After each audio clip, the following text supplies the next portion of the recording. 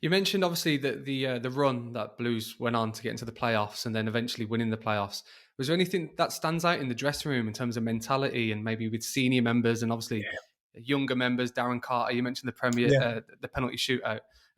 Was there anything that kind of stands out on why that was successful during that period? They had a team of men. Again, they had a team that could play, but they had a team. If you wanted to mix it and you wanted to have a fight and you wanted to have a scrap, Martin Granger, Darren Purse, Jeff Kenner, Steve Vickers, Jeff Horsfield, Martin O'Connor, Stern John, all lads that would dig a little bit, but they could play as well. There was a fantastic team spirit. And again, if you remember, I think for the 3 years previous to that, Blues had got to the playoffs. If I remember, it was like Watford, Bolton, Barnsley, or Preston, and they'd Yeah, lost in the yeah. playoffs. Trevor couldn't quite get them over the line, and then obviously Brucey came in and he instilled that team ethic. His teams played as he was as a player. Brucey, you know, very tough, no nonsense. He really fostered the team spirit. He loved that, lads. You win together, you socialise together, you lose together. He fostered that sort of thing, and he liked a certain type of player. Uh, and they were all good lads. They were all really, really. I mean, I'm still pally with Jeff Horsfield yesterday.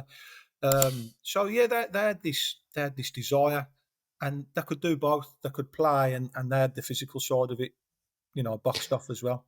Were you involved in the Millwall game when Yeah, Stern John scored in the last minute? What yeah. was? Yeah, Played in the Millwall in the semi-final. That was great. I think if I remember rightly, we drew up here. I think we drew, and then we beat them 1-0 down there. But yeah, that yeah. that was that was amazing. The thing that sticks out in my mind, and I've spoke about this loads, is that we couldn't get off the pitch till sort of 1:30. There was riots outside the ground. It was like being in a war zone. And I just remember we're on the pitch, and the chairman of Millwall at the time was Theo Paphitis, and he's come down with a couple of waiters and crates of lager. So brilliant, fair play to him. We're all drinking on the pitch, and we've got out at 1:30, and they still managed to put the windows through on the bus. The Millwall fans on the way back. Lucky enough, it's those great big double glazed ones. So the first one's got smash. But yeah, I just remember it being a really tough game. And Stern, and I think if you look at Stern and Horse, they weren't prolific goal scorers, 25, 30 a season. But what they did do, they both scored really important goals at the Yeah, right yeah, time. yeah. So yeah, remember it really well. The helicopters in the sky. It's like being in a war zone. But two really tough games. Two really tough games.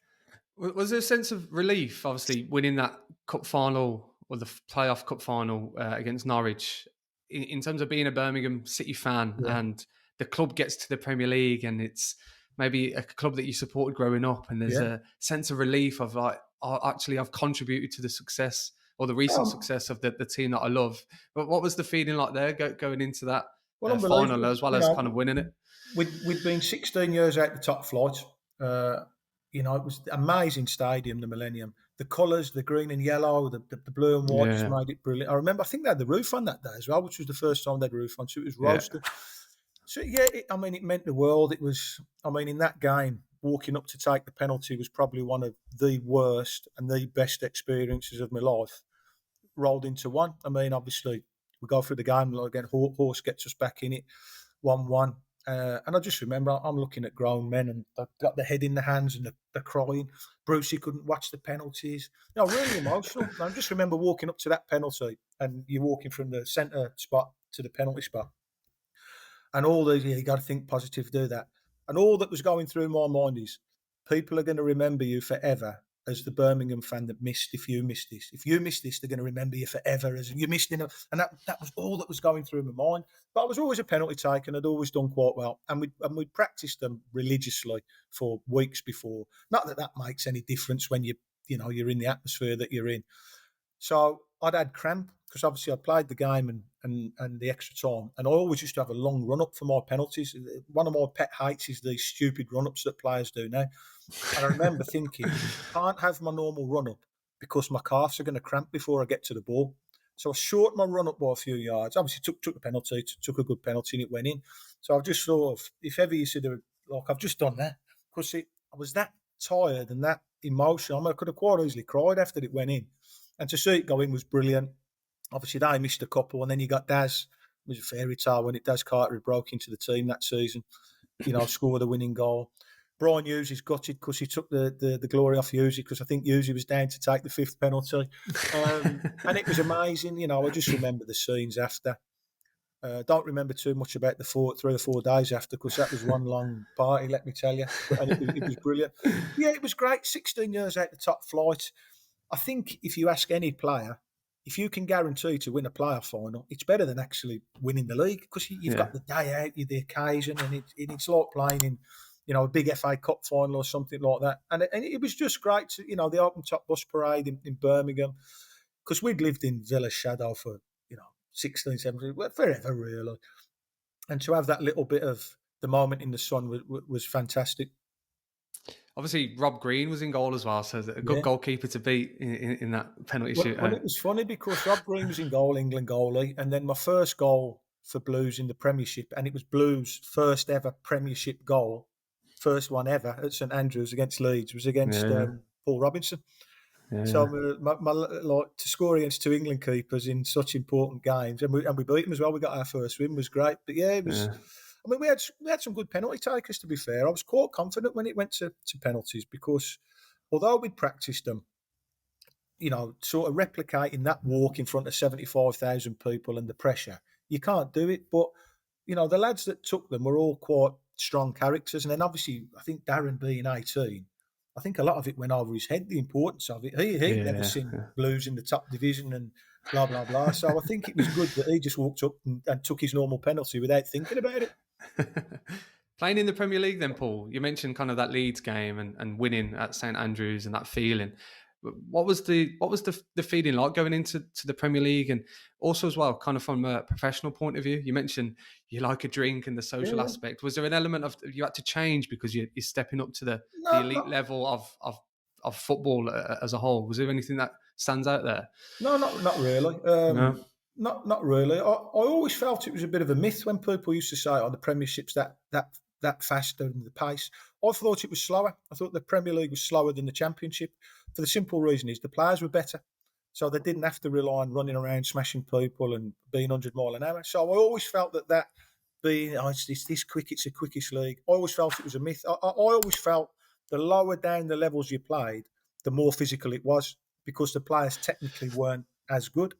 So no, Brucey was great because what the worry is, you think, right, we've got us up to the Premier League. The club have now got 150 million. Is he going to keep me? And he gave probably all the lads who got him up, gave us all a chance. And I think that's where it worked really well. His first few signings in the Premier League, the likes of Matty Upson, Kenny Cunningham, people like that. We had Christoph Dugarry come in. They all come in and did really well and added to what we got. And we ended up stopping up comfortably.